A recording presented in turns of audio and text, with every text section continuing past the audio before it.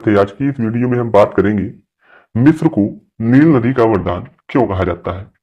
तो आपको बता दें, मिस्र को नील नदी का वरदान इसलिए कहा जाता है क्योंकि नील नदी ने ही इस सभ्यता के विकास और अस्तित्व को संभव बनाया। इसके पीछे मुख्य तथ्य हैं जैसे जल की उपलब्धता। दोस्तों, आपको पता है कि मिस्र एक रेगिस्तानी क्षेत्र है जहां वर्षा की मात्रा बहुत कम होती है। नील नदी ही वहां का प्रमुख जल स्रोत है जिसने लोगों को जीवन यापन की सुविधा दी। और दूसरा तथ्य यह है उपजाऊ मिट्टी। नील नदी हर वर्ष बाढ़ लाती थी जिसके खेतों में उपजाऊ मिट्टी, काली मिट्टी जमा हो जाती थी।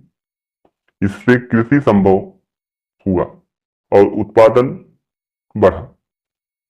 कृषि और आजीविका की बात करें तो नील नदी के किनारे ही मिस्र की प्रमुख खेती जैसे गेहूं, जौ आदि की बुआई होती है।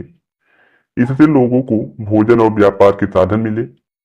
परिवहन और व्यापार की बात करें तो नील नदी एक प्राकृतिक जलमार्ग थी जिससे मिस्र के लोग एक स्थान से दूसरे स्थान तक आवागमन और व्यापार कर सकते थे।